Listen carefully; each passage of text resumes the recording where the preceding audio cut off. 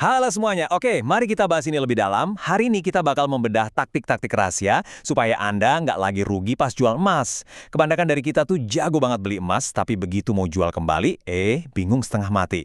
Nah, di pembahasan kita kali ini, kita bakal bongkar habis buku pedoman utama yang bisa bantu Anda maksimalkan cuan, dapat harga di atas standar pasar, dan bahkan mengatasi skenario terburuk seperti menjual perhiasan yang udah patah atau rusak. Siap-siap aja karena info ini bakal benar-benar mengubah cara Anda melihat investasi emas Anda. Jujur deh, pernah nggak sih Anda ngerasa dirugikan waktu jual kembali emas Anda? Bayangin situasi ini. Anda lagi butuh uang tunai cepat, terus buru-buru bawa emas ke toko terdekat. Tanpa basa-basi, si pedagang langsung nembak dengan harga buyback atau beli kembali yang rendah banget. Bikin nyesekan, kebanyakan dari kita akhirnya ya udah pasrah aja, nerima gitu aja karena ngerasa nggak ada pilihan lain. Rasa frustrasi itu nyata banget, tapi kabar baiknya, itu semua sebenarnya bisa dihindari. Nah, disinilah letak perbedaan besarnya. Secara umum, ada dua pendekatan dalam menjual emas. Pertama, cara pemula. Ini tuh tipe yang jual buta aja, panik, langsung lari ke toko terdekat tanpa persiapan sama sekali. Terus yang kedua, cara cerdas, yaitu paham gimana dinamika pasarnya dan ngerti hierarki pembeli yang tepat. Lewat pembahasan ini, kita bakal ninggalin cara-cara pemula tadi dan sepenuhnya beralih ke strategi yang jauh lebih terstruktur dan cerdas. Buat nyampe ke sana, ini dia peta jalan kita hari ini. Pertama, aturan paling saklek, jangan asal jual. Kedua, kaitan antara harga dan waktu simpan. Ketiga, alternatif cerdas buat tempat jualnya. Keempat, taktik khusus kalau emang harus ke toko.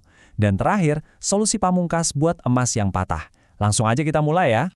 Masuk ke bagian pertama, dan ini tuh bener-bener aturan dasar emas kita. Jangan asal jual, pokoknya jangan serahin emas Anda tanpa persiapan. Lanjut ke bagian kedua, memahami harga dan waktu simpan. Ini adalah langkah pertama yang paling krusial buat nentuin untung Anda. Mari kita bedah 4 lapisan harga emas yang wajib banget Anda tahu. Kenapa? Karena punya pemahaman dasar soal berapa sih nilai emas Anda itu penting banget. Anda nggak bakal bisa nego kalau posisi harga pasarnya aja nggak tahu kan? Jadi gini, pertama ada harga global. Ini hitungannya pakai troy ounce, di mana 1 troy ounce itu setara 31,1 gram. Terus kedua, harga pasar Indonesia. Dan di sini emas antam jadi standar nasionalnya. Anda bisa cek gampang banget patokan ini di situs logamulyo.com. Ketiga ada harga regional, ini harga yang berlaku di toko-toko emas besar di kota Anda. Dan yang terakhir, harga lokal, yaitu harga di toko emas langganan dekat rumah. Kalau Anda udah paham 4 lapis ini, fondasi Anda buat jual udah kuat banget. Nah, pola ini mengilustrasikan aturan emas tentang waktu simpan dengan sangat jelas. Perlu diingat, emas itu punya selisih harga beli dan jual yang ketat. Kalau Anda jual emas yang baru disimpan di bawah 1 tahun, itu sih kemungkinan besar bakal rugi. Zona cuan Anda itu baru benar-benar kebuka kalau Anda sabar nahan emasnya sekitar 3-5 tahun sebelum mutusin buat dijual. Jadi ya, kesabaran benar-benar jadi kunci utama di sini.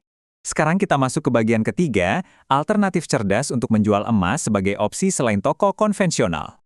Kita bakal coba balik skenario tradisional di mana kita seolah-olah cuma bisa bergantung sama toko emas. Padahal ada hierarki pembeli yang jauh lebih pinter. Langkah pertama di hierarki alternatif ini, jual ke orang terdekat. Kayak teman atau keluarga. Konsepnya tuh simple tapi brilian. Gini caranya. Pertama, Anda cek dulu harga buyback toko hari ini. Terus, tawarkan emas Anda ke teman dengan harga di bawah harga retail toko, tapi sedikit di atas harga buyback toko tadi.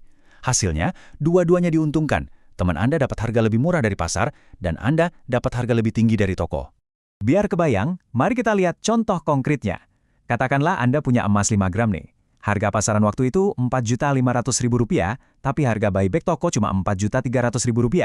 Berarti kan ada selisih atau spread sebesar Rp200.000 yang berpotensi hilang gitu aja. Nah, kalau Anda jual ke teman di harga Rp4.400.000, teman Anda hemat dan kerugian Anda juga menyusut. Anda berhasil nyelamatin sebagian besar margin itu dari tangan toko. Cerdas kan? Opsi cerdas berikutnya, cobalah jual ke komunitas investasi dan distributor rekanan. Kenapa ini penting? Soalnya orang-orang di komunitas investasi itu udah paham banget sama nilai intrinsik emas, jadi transaksinya bisa jauh lebih cepat. Terus, distributor rekanan ini juga sangat krusial, apalagi kalau emas Anda itu non-antam. Biasanya mereka punya sistem harga terpusat yang fair, lebih ngehargai nilai emasnya, dan seringkali berani ngasih penawaran margin harga yang lumayan lebih tinggi dibanding toko emas biasa. Oke, lanjut ke bagian keempat, taktik toko. Ini amunisi Anda kalau emang terpaksa harus berurusan sama toko emas.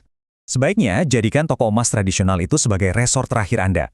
Karena begitu masuk ke sana, Anda harus siap-siap ngadepin dinamika harga yang lumayan fluktuatif. Nah, apa yang paling menarik dari sini adalah gimana tahun cetakan emas ternyata sangat mendikte penawaran toko. Kelihatan banget dari polanya, toko itu sering nerapin harga berlapis berdasarkan supply dan demand. Emas cetakan tahun paling baru pastinya ditawar paling tinggi. Yang tahunnya agak lama, masuk harga menengah. Dan yang paling dapat harga rendah itu biasanya emas klasik atau tipe retro. Kalau nggak tahu fakta ini, Anda bisa-bisa langsung terkecoh pas dapat tawaran harga awal. Makanya, ada satu prinsip krusial yang bisa jadi pertahanan terbaik Anda. Survei pasar dan temukan toko langganan terpercaya buat ngamanin harga terbaik. Serius, jangan pernah langsung puas sama tawaran toko pertama yang Anda masukin. Lakukan observasi, bandingin harganya, dan bangun hubungan loyal sama satu toko yang benar-benar bagus. Toko langganan yang udah percaya sama Anda biasanya nggak bakal ragu buat ngasih margin keuntungan yang jauh lebih baik, semata-mata biar Anda tetap jadi pelanggan setia mereka. Sekarang kita sampai di bagian kelima. Ini tantangan terberatnya nih, solusi menjual emas patah untuk meminimalkan kerugian. Ini benar-benar skenario horor ya. Perhiasan kesayangan Anda patah atau rusak pas banget Anda lagi butuh uang tunai cepat, padahal belum niat dijual. Terus gimana cara ngindarin kerugian finansial yang masif? Realitasnya emang pahit. Emas yang cacat itu pasti kena potongan harga. Tergantung kondisinya, potongan bisa mulai dari Rp20.000 buat kerusakan ringan, Rp100.000 buat kerusakan sedang, sampai lebih dari Rp200.000 buat kerusakan parah, terutama kalau karatnya tinggi. Emas dengan karat gede mungkin harganya masih lumayan, tapi pemotongan ini mutlak bakal terjadi. Terus manuver bertahan hidup kita gimana dong? Taktik utamanya, jual pas harga pasar lagi di puncak. Kalau perhiasan Anda patah, jangan langsung buru-buru dijual hari itu juga, kecuali emang benar-benar kepepet banget. Sabar sedikit, tunggu sampai harga emas pasaran global lagi naik-naiknya. Walaupun emas Anda tetap bakal kena potongan harga karena patah, tingginya harga pasar itu bakal bantu nyerap dan nutupin kerugian dari potongannya. Jadi hasil akhirnya nggak bakal bikin Anda terlalu kecewa. Jadi, poin krusialnya adalah Anda harus banget ngikutin aturan main buat emas patah ini tanpa kompromi. Pertama, selalu dan saya tekankan sekali lagi, selalu bawa surat atau sertifikat pembelian aslinya.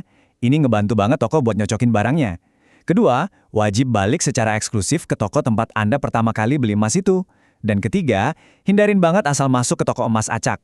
Kenapa? Soalnya banyak banget toko di luar sana yang bakal dengan tegas nolak dan sama sekali nggak mau beli emas patah, kalau itu bukan barang keluaran toko mereka sendiri. Nah, kita udah sampai di akhir panduan kita. Ini menyisakan satu pertanyaan penting buat Anda. Berbekal semua pedoman dan taktik ini, apa Anda masih mau gitu aja nerima harga pertama yang ditawarin ke Anda?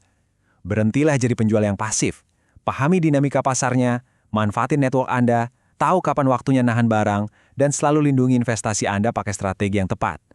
Terapkan cara-cara cerdas ini, dan lihat sendiri gimana nilai emas Anda bisa tetap terjaga maksimal. Makasih banyak udah nyimak pembahasan kali ini, dan mulailah berinvestasi dengan lebih cerdas.